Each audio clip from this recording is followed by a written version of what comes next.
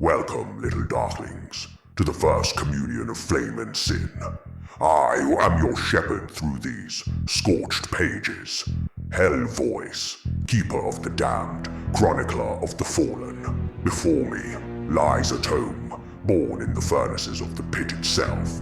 Its parchment woven from shadow and despair. Its ink, the ink. Each drop drawn from souls extracted in the sweetest agony, their essence distilled into words that burns with truth. This is Scorched Scriptures, a living record of humanity's greatest sins, their most delicious damnations. Every name inscribed here was collected by these hands, every story earned through corruption and choice. Tonight, I read you the first entry. A tale of greed, murder, and the hunger that consumes from within. The story of Dr. Marcus Whitmore, the Bone Merchant. October 1847. London's East End reeked of poverty and plague. In a cramped surgery above a tavern, Dr. Marcus Whitmore bent over his ledgers, calculating debts that multiplied like cancer. Once, he'd been a healer. Once, he'd taken oaths. But medicine pays poorly when your patients have nothing but suffering to offer. £43 in arrears. The landlord would evict him come morning. His practice, his reputation, his life's work, all crumbling like ash through his fingers. That's when the stranger arrived. He called himself Mr. Cinder. A tall, gaunt figure draped in a coat that seemed to swallow light. His smile was wide and yellow, his eyes the color of old bone. He carried with him a leather case that clicked and rattled with each step. Dr. Whitmore, I presume. I hear you're a man of flexible morals. I have a proposition. The stranger's offer was simple. £20 for each skeleton he could provide. Medical specimens, he claimed, for teaching hospitals and private collectors. Clean bones properly articulated. The doctor's hands would remain technically clean. He need only prepare what others procured. First payment in advance, doctor, and the tools of your new trade. Inside the case lay instruments unlike any Whitmore had seen. Bone saws that gleamed with inner light, acids that bubbled without heat, and at the center, a peculiar furnace. No larger than a music box, yet when opened, it breathed with flames that burned blue-white and cast no shadows.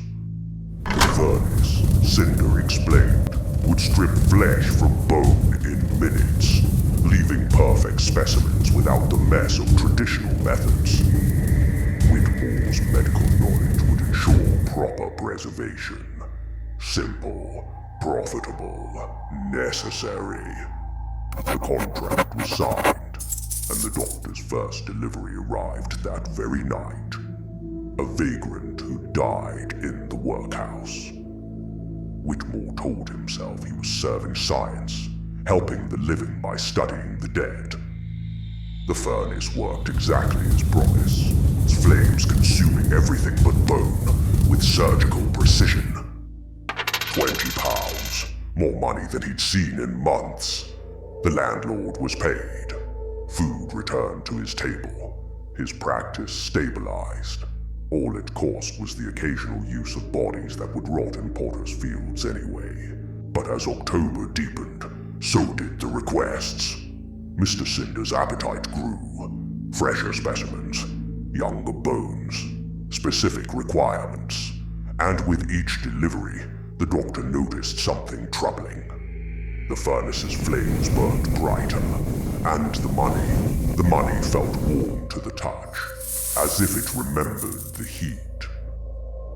The change began slowly. Whitmore found himself studying his living patients differently, not as people to heal, but as potential inventory. A child with rickets, perfect for demonstrating bone deformity. an elderly woman with arthritis. Her joints would teach volumes about disease progression. Then the day came where Whitmore's perspective changed. The first murder was almost accidental. A young prostitute, dying of consumption, came seeking treatment. As Whitmore examined her, his fingers found her throat. Such delicate bones, such valuable specimens, and she was dying anyway. The flames consumed her flesh with unusual enthusiasm, as if they recognized the difference. When Cinder arrived for his payment, he smiled wider than before. The quality has improved. Here's a bonus for your dedication. 50 pounds this time. The doctor's eyes gleamed with more than greed. They reflected the furnace fire. Each murder became easier. A homeless veteran, a runaway child, a seamstress who worked too late and walked alone. His practice became a front for harvest. By Halloween night, Dr. Marcus Whitmore was no longer a healer. He was a collector, a curator of human remains, a merchant dealing in mortality itself.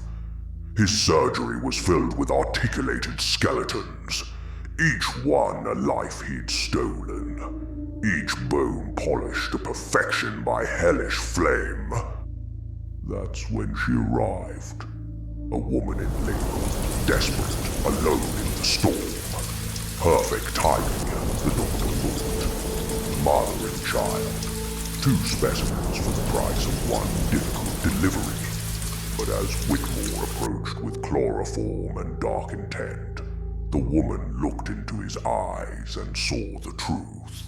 Saw the skeletons watching from the shadows. Saw the unnatural furnace breathing in the corner.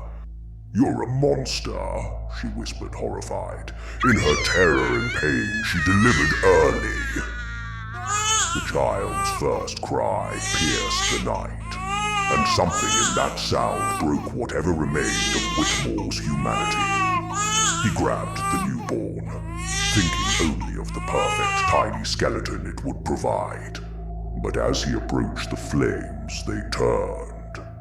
No longer the clean blue-white of his controlled burns, but red as blood, hot as hatred. The furnace had grown hungry, and it no longer distinguished between dead flesh and living meat. The fire took him first.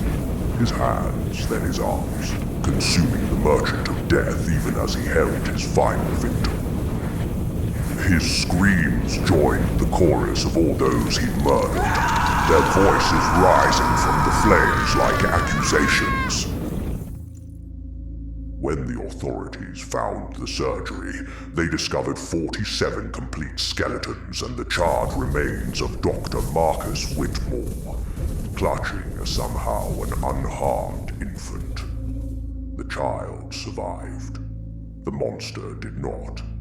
But death for some is merely a change of venue. As his soul separated from his burned flesh, I was there waiting, drawn by the sweet scent of corruption fulfilled, of medical oaths twisted into murder. Dr. Marcus Whitmore, the bone merchant, your ledgers are balanced at last. And so ends the first tale inscribed in these damned pages. But the tome grows hungry again, and October nights are long. Somewhere in the darkness, another soul teeters on the edge of corruption. Another sinner reaches for forbidden power.